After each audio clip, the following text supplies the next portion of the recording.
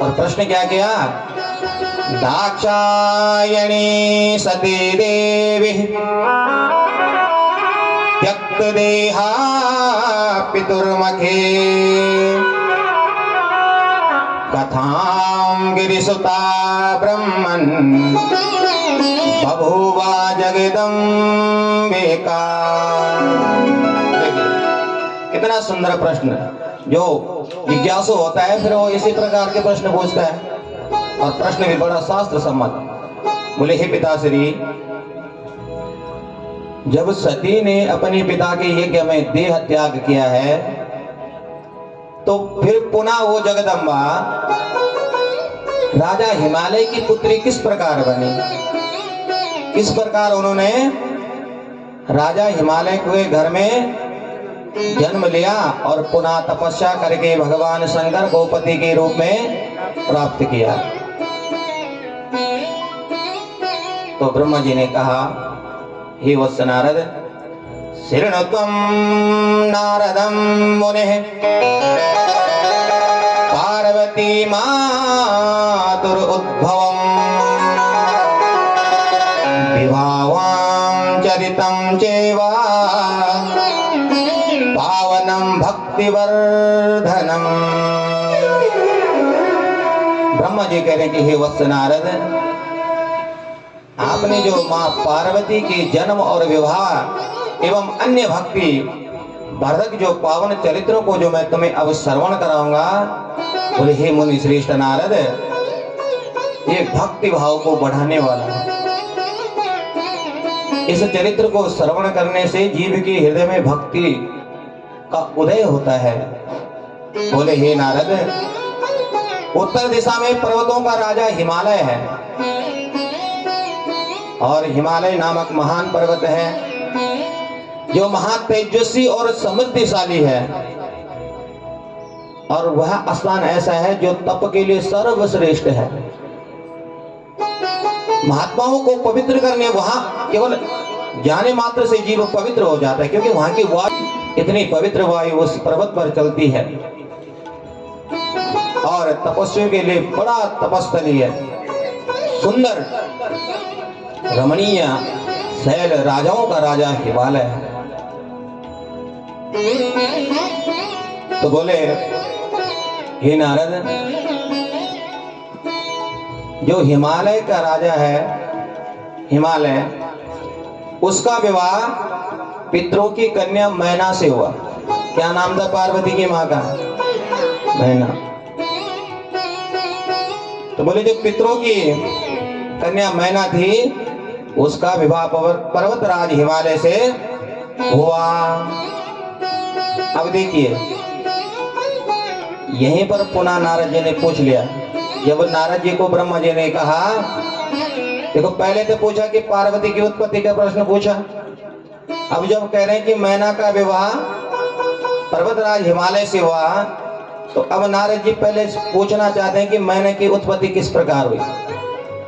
बोले हे पिताश्री, विधे प्राज्ञा वदेदानिं मैनोत्पत्तिं समादरात् अपिशापं समाचक्ष्वा कुरु संदेहभञ्जनम्। बोले हे पिताश्री, अब आदर पूर्वक आप जो है मैना की उत्पत्ति का वर्णन कीजिए, और साप के विषय में बताए, क्योंकि उसको साप भी लगा था। बोले इस प्रकार मेरा संदेह दूर कीजिए। तो तब ब्रह्मा जी ने जो है मैना की उत्पत्ति किस प्रकार हुई, ये सारा विस्तार पूर्वक नारद जी को बता रहे हैं। बोले एक समय की बात है, मैना नाम्नीं सुतः ज्येष्ठः मध्याधन्या कलावती अन्त्या एता सुतः सर्वा पितॄणां मानसोद्भवः। बोले हे नारद, मैंने अपने दक्ष नामक जिन पुत्र की चर्चा पहले की थी, जिसकी चर्चा आपने कल सुनी। तो नारद जी से भी यही कह रहे कि जिसकी चर्चा मैंने पहले की थी, उतने सृष्टि की कारणभूत 60 कन्याएं उत्पन्न की हैं, जिनमें जो उनमें स्वधा नामक कन्या थी, जो दक्ष की स्वधा नामक कन्या थी, उसका विवाह पितरों के साथ में हुआ। समझ आ रहा है ना? जो स्वधा नामक कन्या थी राजा दक्ष की, उसका विवाह पितरों के साथ में हुआ। कल आपने श्रवण किया था ना कि भगवान ब्रह्मा के शरीर से जो पसीना जमीन पर गिर गया था, उससे पितरों की उत्पत्ति हुई। बोले जो स्वधा नामक कन्या थी, उसका विवाह जब पितरों के साथ में हुआ तो उनकी 3 कन्याएं हुई। स्वधा नामक कन्या से पितरों की 3 कन्याएं हुई, और उन कन्याओं के पवित्र सदा विघ्नों को हरण करने वाले महामंगलमय जो प्रदान करने वाले नाम है, तो वो 3 कन्याएं कौन कौन सी थी? का नाम था धन्या, और एक का नाम था मैना, और एक का नाम था कलावती। कौन कौन से 3 नाम? धन्या, मैना और कलावती। तो बोले सबसे बड़ी जो कन्या थी मैना, उसी का विवाह पर्वतराज हिमालय से हुआ। तो बोले ये जो तीनों कन्याएं थी बड़ी तपस्वी थी। तो एक समय क्या हुआ, ये तीनों बहनें जो है भगवान विष्णु के निवास स्थान श्वेत द्वीप में गई दर्शन करने भगवान के लिए, और भक्ति पूर्वक भगवान विष्णु को प्रणाम किया, भगवान विष्णु की स्तुति की। मैना भी गई, धन्या भी गई और कलावती भी गई। कहाँ? भगवान विष्णु के दर्शनार्थ। और उस समय वहां एक समाज एकत्रित था, क्योंकि जब भगवान के दर्शन करने सभी लोग जा रखे थे, तो वहां बड़ा दिव्य समाज बैठा हुआ था। ये भी वहां बैठ गए। तो उसी समय क्या होता है, तदेव सनकाद्यास्तु सिद्धा ब्रह्मा सुता मुने गतातस्त्र हरिं नत्वा स्तुत्वा तस्तु तदाज्ञया। उसी समय जो ब्रह्मा जी के मानस पुत्र हैं सनत कुमार, सनक, सनंदन, सनातन, सनत कुमार, ये चारों भाई आ गए। और इनको तपस्या, इनका स्मरण, हरि स्मरण इतना प्रबल है कि ये अपनी इच्छा से कब कहां चले जाएं, कोई रोक टोक नहीं इनकी। अब सभी ने उठकर उनको प्रणाम किया सनत कुमार को, लेकिन देववसात ये तीनों कन्याएं बैठी की बैठी रही, उनके सम्मान में खड़ी नहीं हुई। प्राप्त बस विवश बस ब्रह्मा जी भी यही बात कह रहे हैं कि देववसात, क्योंकि जो होनी थी उसने तो होना था। तो बोले सनकादिक मुनीश्वरों ने उनका ये व्यवहार देकर उन्हें शाप दे दिया, दंडित करने लगे। शाप देते हुए कहने लगे कि तुमने अभिवादन नहीं किया है, तुम्हारा ये आचरण उचित नहीं है, इसलिए तुम स्वर्ग से दूर चले जाओगी, स्वर्ग से दूर चली जाओगी, और अज्ञान से मोहित होने के कारण तुम तीनों मनुष्यों की स्त्रियां बनोगी। तो ये साफ सुनकर बोले वो तीनों कन्याएं आश्चर्यचकित हो गई, और वो कन्याएं तब सनत कुमारों से बोलने लगी। हाथ जोड़कर उन्होंने उनसे क्षमा याचना की। मुनिवर्या दया सिंधो प्रसन्नो भवचाधुना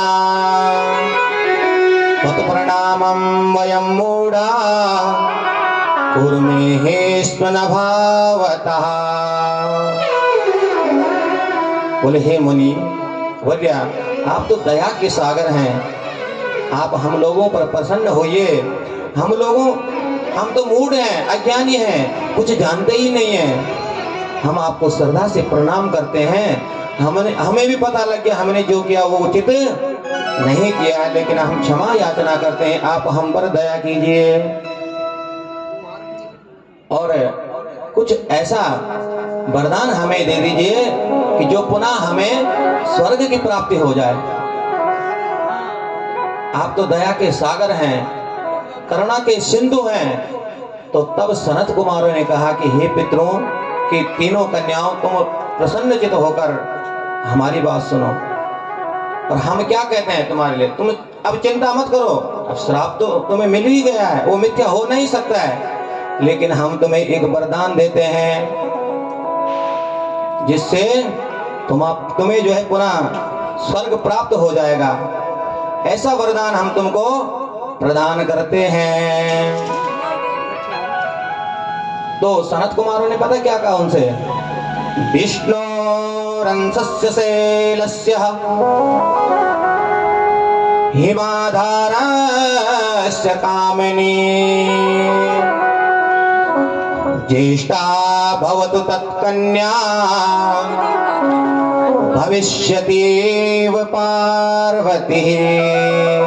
देखो ध्यान से सुनना, अगर यहीं पर समझ नहीं आया तो आगे भी समझ नहीं आएगा। सनत कुमार कह रहे हैं कि तुम में जो ज्येष्ठ है, कौन है ज्येष्ठ है? उन तीनों कन्याओं में सबसे बड़ी है मैना।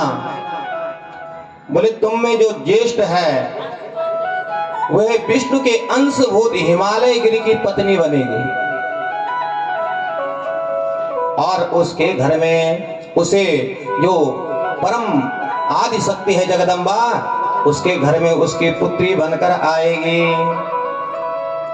और धन्या प्रिया द्वितीया तो योगिनी जनकस्य च तस्या कन्या महालक्ष्मीर नामना सीता भविष्यति। और उसमें जो दूसरी कन्या थी उसका नाम था क्या? अभी तो बताए 10 मिनट नहीं हुई, अभी तो उसका नाम धन्य था। तो बोलो ये जनक की पत्नी बनेगी, जिनके घर में साक्षात लक्ष्मी ही सीता बनकर प्रकट हो जाएगी, इन्हें प्राप्त हो जाएगी। और वृषभानस्य वेशस्य कनिष्ठा चा कलावती भविष्यति प्रिया राधा तत्सुता द्वापरांततः। और जो सबसे छोटी है तीसरे नंबर की, जिसका नाम है कलावती, वो बोले द्वापर के युग में वृषभान की पत्नी बनेगी, जिनके घर में साक्षात लक्ष्मी ही राधा बनकर प्राप्त हो जाएगी उन्हें उनकी पुत्री के रूप में। और ये जो है भगवान कृष्ण को प्राप्त करके पुनः गोलोक को प्राप्त करेंगे। तो मैना की जो कन्या जगदम्बिका पार्वती देवी है, बोले वो कठोर तप करके भगवान शिव को प्राप्त करेगी। और धन्य की पुत्री कही गई है सीता, जिनके पति भगवान राम होंगे। और जो साक्षात गोलोक वासिनी कलावती की पुत्री है, उसको राधा, जो भगवान की आह्लादनी शक्ति है, राधा के रूप में प्राप्त होगी। और वो भगवान कृष्ण के स्नेह में गुप्त रूप से बन जाएंगी और भगवान कृष्ण को प्राप्त करके पुनः गोलोक धाम को प्राप्त करेंगे। बोले इस प्रकार कहकर सबके द्वारा स्तुत भगवान सनत कुमार मुनि अपने भाइयों सहित वहां से अंतर्हित हो गए। क्योंकि नारद ने पूछा था ना कि उन्हें किस प्रकार श्राप मिला, तो श्राप की बात सुना दी। श्राप के बाद वरदान क्या मिला, ये वरदान भी सुना दिया। तो अब ब्रह्मा जी कह रहे हैं कि हे नारद, यदा मैना विवाहम तो कृत्वा गच्छत् गिरिगृहम् तदा समुत्सवो जाता त्रिशलोकेषु नारद। बोले जब मैना के साथ में विवाह करके हिमवान अपने घर गया तो तीनों लोकों में उत्सव मनाए जाने लगा। हिमालय भी अत्यंत प्रसन्न हो गए, परम उत्सव मनाया जा रहा है और सद्बुद्धियों से ब्राह्मणों बंधुओं को श्रेष्ठ पुरुषों का पूजन किया जा रहा है हिमालय के द्वारा। और ये उत्सव मना ही रहे थे कि उसी समय तस्मिन् अवसरे देवः मुने विष्णुवादयोऽखिला मुनयस्या महात्माना परजगमुर्भूधरान्तिके। बोले हे नारद, उसी समय भगवान विष्णु आदि समस्त देवता महात्मा मुनि गिरिराज के पास पहुंच गए और गिरिराज ने समस्त देवताओं को आया हुआ देकर प्रसन्नता पूर्वक प्रणाम किया और अपने भाग्य की सराहना करने लगा। क्यों कि बुलाया नहीं है देवताओं को, देवता स्वयं आ गए हैं।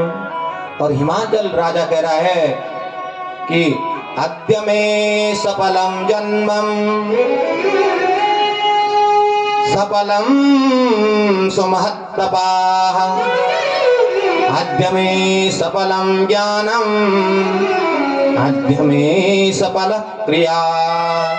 बोले आज मेरा जन्म धारण करना सफल हो गया है, आज मेरी महान तपस्या सफल हो गई है और आज मेरे पास जो ज्ञान है वो भी सफल हो गया है। हमारे पास दुनिया भर का ज्ञान हो और हमें आत्मज्ञान नहीं है तो वो ज्ञान किसी काम का नहीं है। बड़ी बड़ी डिग्रियां हो, क्या करना हो जब आत्मज्ञान ना हो तो। जिसे ज्ञान दुनिया भर का हो, वेद वेदांतों का पुराणों का ज्ञान हो, लेकिन आत्मज्ञान नहीं तो वो पशु के समान है। तो गिरिराज कह रहे कि आज मेरा ज्ञान, मेरा जन्म धारण करना, आज मेरे पितरों की तृप्ति हो गई। बोले क्यों कि भगवान नारायण सभी देवताओं के साथ अपने आप आ गए। बोले मैं धन्य हो गया हूं।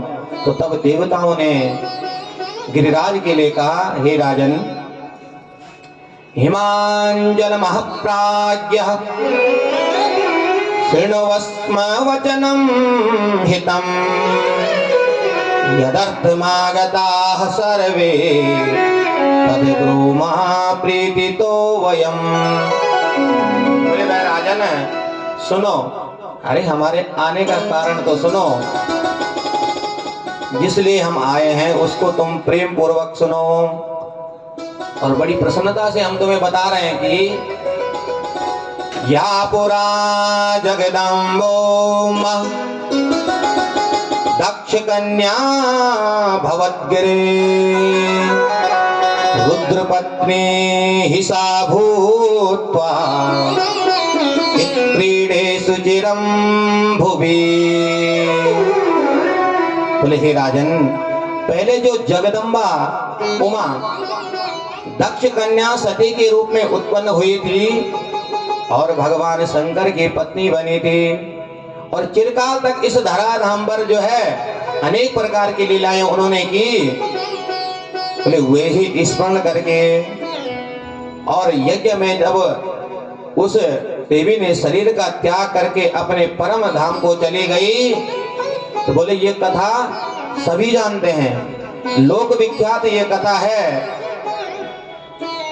और आपके यहाँ अब वो कन्या उत्पन्न होने का समय आ गया है और सभी देवगण आपका भी बहुत लाभ होगा। वे सभी देवतागण जो है आपके वश में हो जाएंगे।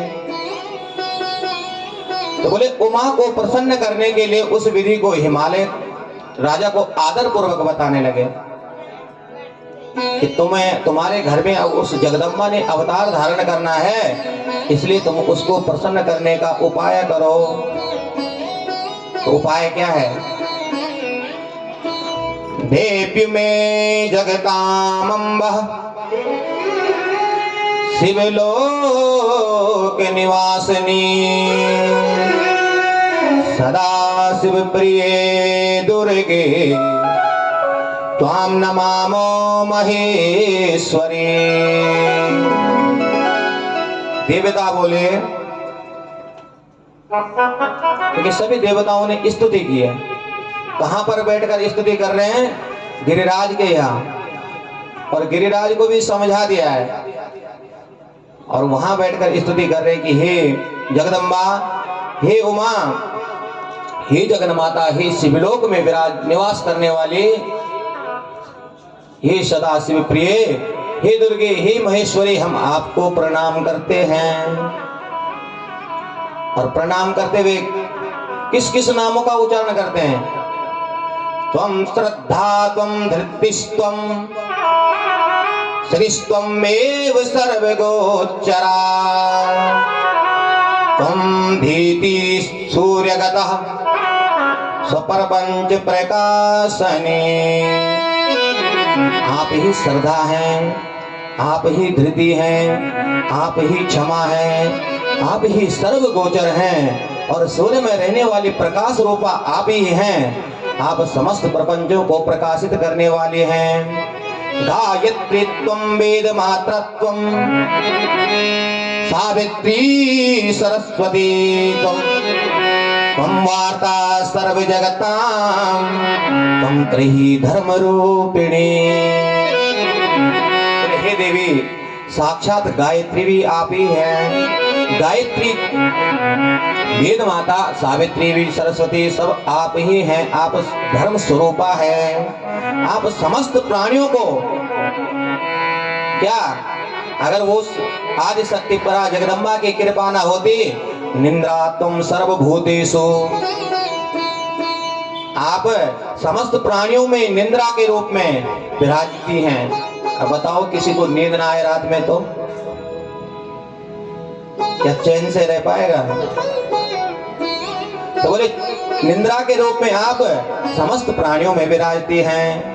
और आगे कह रहे क्षुधा तृप्तिस्त्वमेव हि, क्षुधा मने भूख, क्षुधा के रूप में आप विराजती हैं।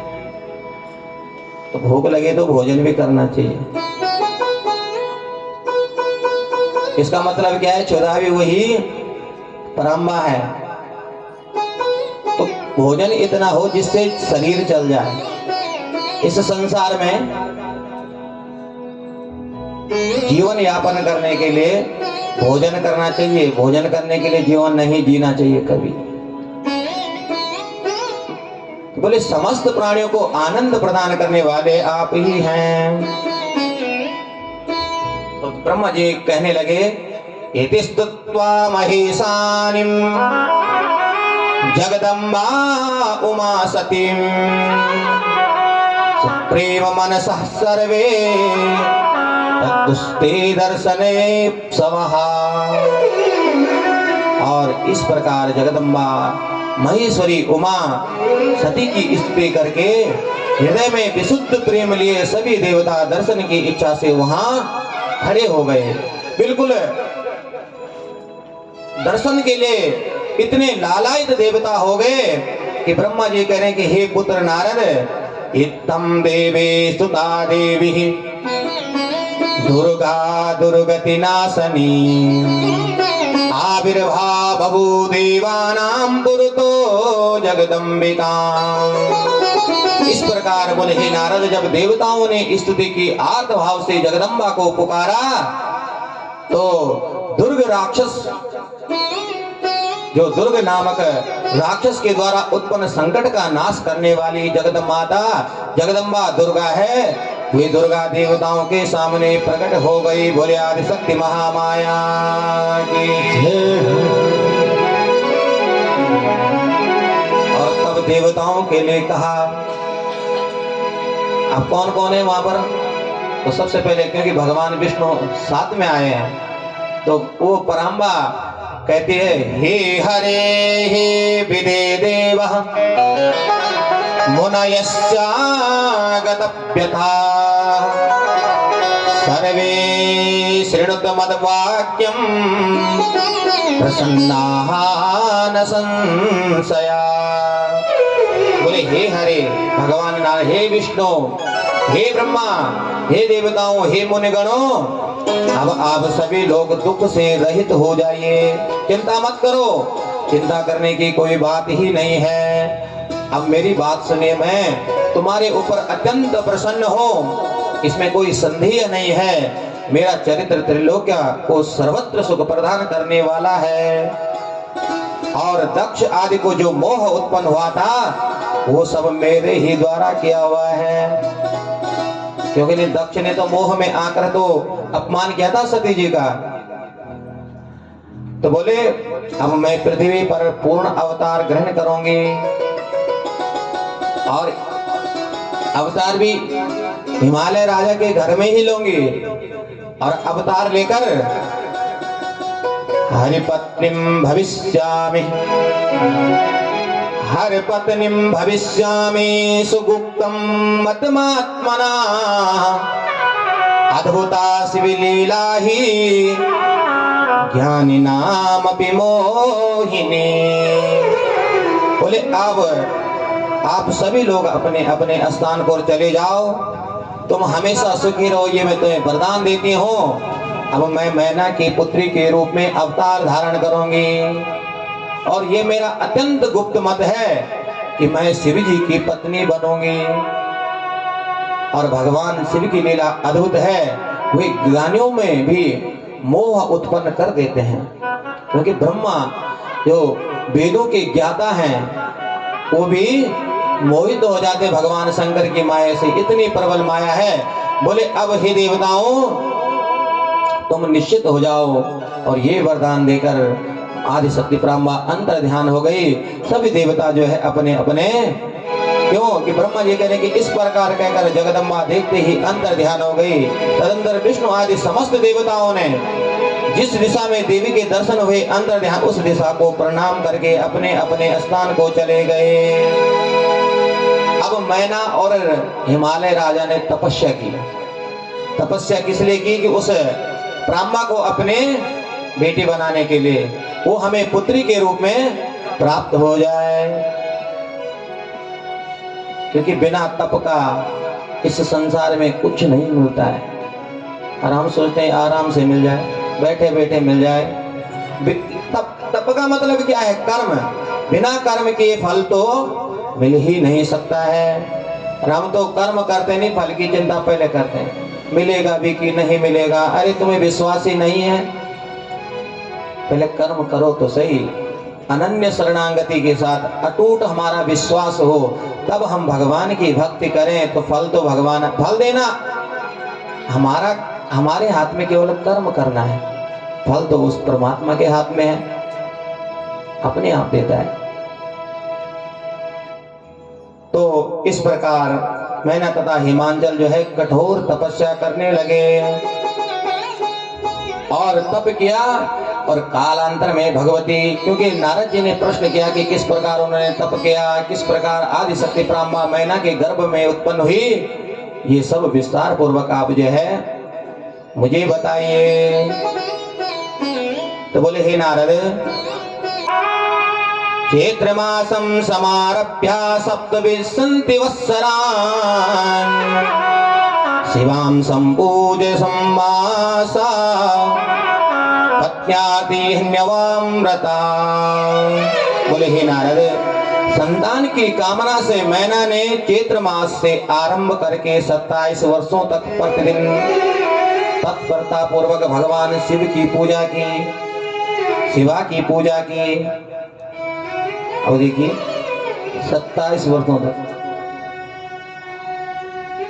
और प्रतिदिन हम तो कहीं एक महीना कंटिन्यू किया तो अगले महीने कहेंगे हम तो ये भी कर रहे हैं, फिर भी ऐसा ही हो रहा है। सोचने जल्दी, क्योंकि भ्रमित हो जाते हैं, इसलिए होते हैं कि हमें विश्वास नहीं है।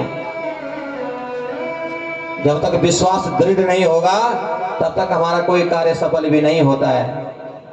लेकिन ब्रह्मा जी यहाँ कह रहे हैं कि सप्तविंशति वर्षांते, जब 20 वर्ष बीत गए, 27 सप्तविंशति 27 वर्ष समाप्त हो गए, तो 27वें वर्ष के अंत में जगन माता जगन्मयी सुप्रीता भवदत्यर्थम उमा शंकर कामने। बोले 27 वर्ष के अंत में जगन माता जगत जननी शंकर कामनी उमा अत्यंत प्रसन्न हुई और मैना के उत्तम भक्त से संतुष्ट होकर परमेश्वरी देवी उन पर अनुग्रह करने के लिए उनके सामने पुनः प्रकट हो गए। और जब माँ के दर्शन किए मैना ने, तो मैना भगवती जगदम्बा के प्रति कहती है, हे माँ माया, महामाया जगत धात्री चंडिका लोक धारिणी, प्रणमामि महादेवी सर्व कामार्थदायिनी। महामाया जगदम्बा जगत पालन करने वाली हे चंडिका, समस्त ब्रह्मांडों को धारण करने वाले हे महामाया, संपूर्ण मनोवांछित पदार्थों को देने वाले हे आदि शक्ति जगदम्बा, मैं आपको प्रणाम करती हूँ। नित्यानंद करी माया योग निद्रा जगत प्रसो, प्रणमामि सदा सिद्धां शुभ सार समालिनी। मैना कह रही कि हे महामाया, नित्य आनंद को प्रदान करने वाले हे महामाया, हे योग निद्रा, हे जगत जननी, हे सिद्ध स्वरूपणी, हे सुंदर कमलों की माला धारण करने वाली देवी को मैं सदा प्रणाम करती हूँ। ब्रह्मा जी कहने लगे, हे पुत्र नारद, मैना की इस प्रकार स्तुति करने के बाद उस आदि शक्ति जगदम्बा दुर्गा कालिका ने पुनः मैना से कहा, बोले अब तुम मेरे से मनोवांछित फल वरदान मांगो। वरदान क्या मांगा? शिवे जय जय प्राज्ञ महेश्वरी भवाम्बिके, वर योग्यास्म्यहं चेते वृणे भूयो वरम वरम। हमारे सामने वो जगदम्बा प्रकट हो, कहे कि अपना वरदान मांगो। क्या मांगो?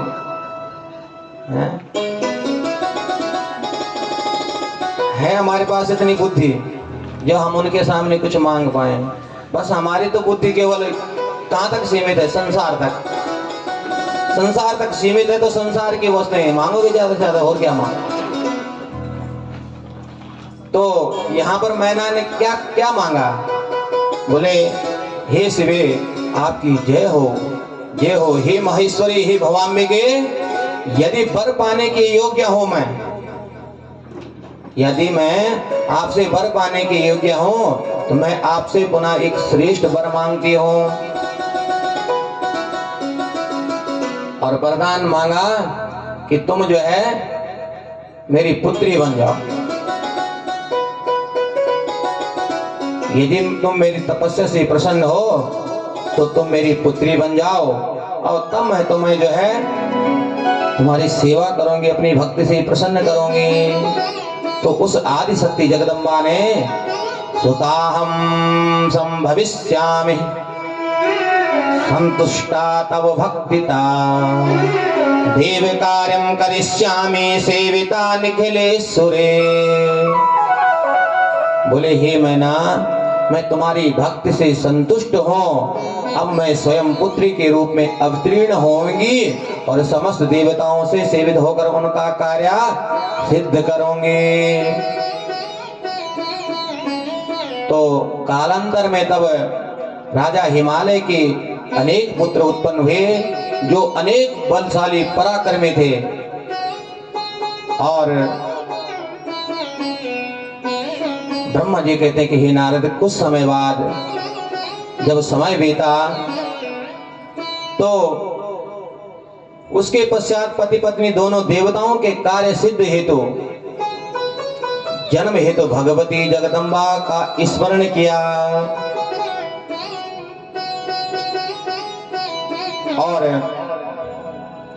इधर क्या होता है, तस्मिन् अवसरे देवः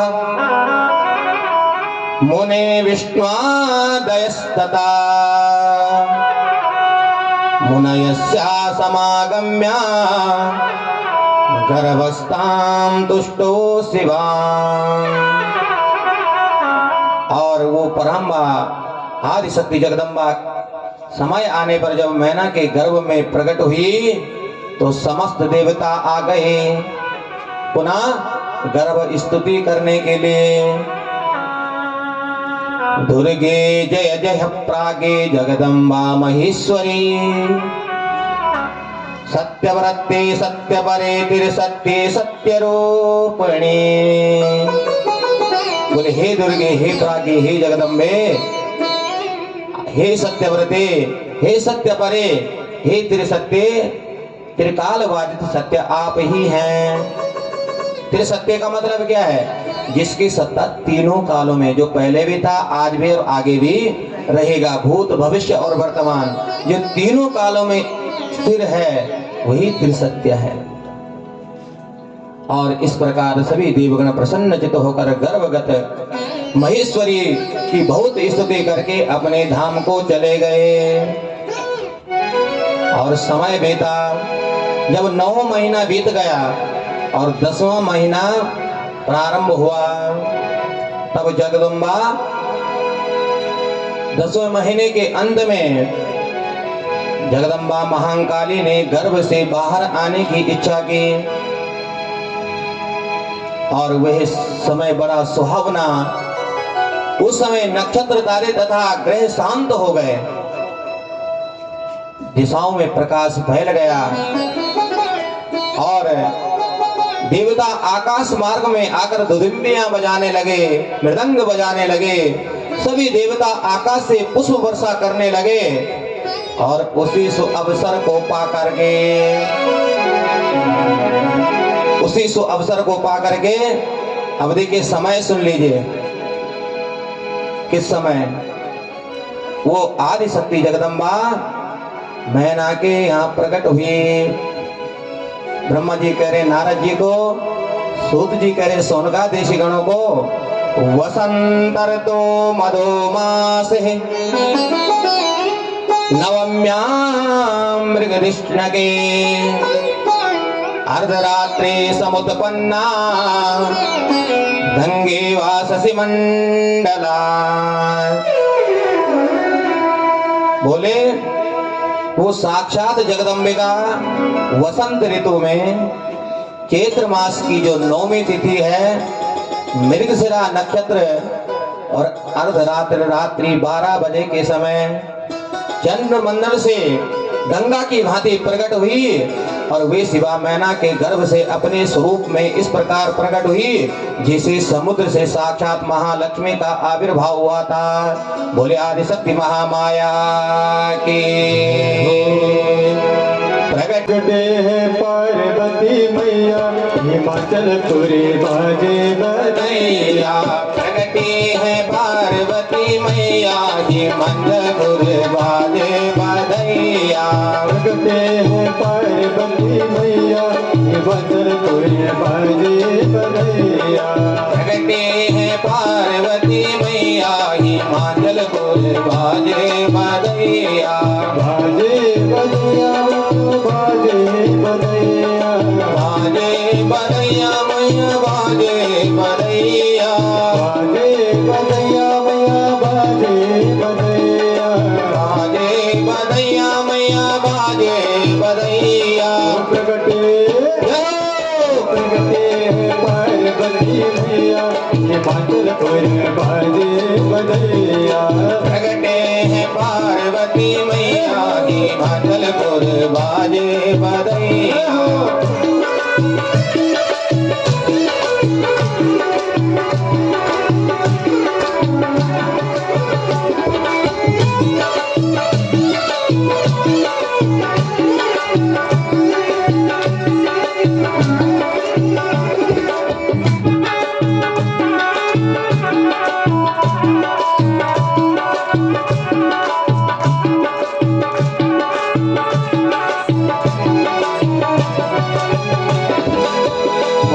माधव राम कथा धरे मूरत माधव राम कथा धरे मूरत माधव राम कथा धरे मूरत रूप धर जाए हिमाचल पुर भाजे बधाई रूप धर आए हिमाचल पुर भाजे बधाई बाजे बधैया मैया बाजे बधाई बाजे बधाई मैया बाजे बधाई बाजे बधैया मैया बाजे बधाई बाजे बधाइया मैया बाजे बधाई प्रगटे हैं पार्वती मैया हिमाचल पुर बाजे बधाई प्रगटे है पार्वती मैया हिमाचल पुर बाजे बधाई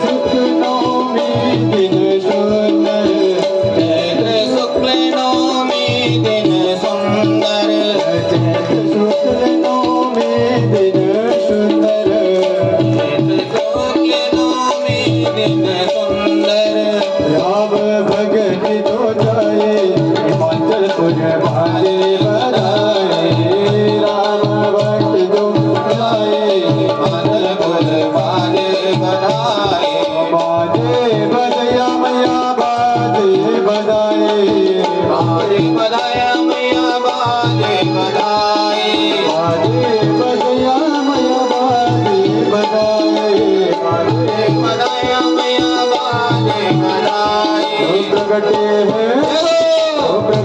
हैं पार्वती मैया हिमाचल पुर बाजे बधाई प्रगटे है पार्वती मैया हिमाचल पुर बाजे बधाई हिमाचल पुर बाजे बधाई हिमाचल पुर बाजे बधाई बोले आदि शक्ति महामाया की आसु शिव शंकर भगवान की। और जब इस प्रकार वो पराम्बा प्रकट हुई तो उसने मैना को जो है अपने पूर्व जन्म का स्मरण कराया, पूर्व जन्म का वृत्तांत सुना दिया कि किस प्रकार में दक्ष के यहाँ उत्पन्न हुए थे और किस तो बोले इस विषय से भी तुम अनजान बने रहोगे क्योंकि भगवान की माया है। और अब आप दोनों बोले पुत्री भाव अथवा दिव्य भाव से स्नेह पूर्वक मेरा चिंतन करते रहो और इस प्रकार चिंतन करते रहोगे तो बोले तुम्हें परम पद प्राप्त हो जाएगा। बोले मैं इस पृथ्वी पर अद्भुत लीला करके देवताओं को कार्य सिद्ध करूंगी। और तब ब्रह्मा जी बोले कि इस प्रकार अंबिका शिवा मौन हो गई और उसी क्षण माता को देखते देखते अपनी माया से प्रसन्नता पूर्वक एक नवजात पुत्री के रूप में प्रकट हो गई। बोले पार्वती मैया की।